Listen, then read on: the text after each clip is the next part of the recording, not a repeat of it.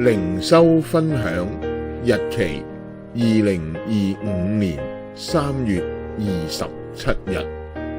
經文民數記5章11至31節。如果丈夫懷疑妻子不忠，可以帶住疑恨嘅素祭嚟到祭司面前。祭司要製作帶有咒詛嘅苦水，讓妻子起誓，然後飲下。若妻子行為不檢而使自己不潔，便會按照咒詛受到懲罰。但如果佢係清白嘅，就不會受到傷害，且會懷孕。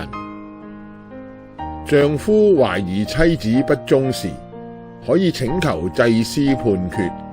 呢個時候會施行疑心律法，即係當時社會以男性為中心，這種律法係往往令妻子感到羞愧。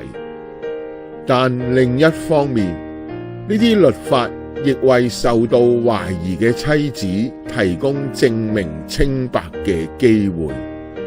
現今好多夫婦關係中嘅神聖性遭受破壞，上帝嘅子民應該保持警醒，持守上帝所設立嘅第一個群體家庭嘅神聖性與聖潔。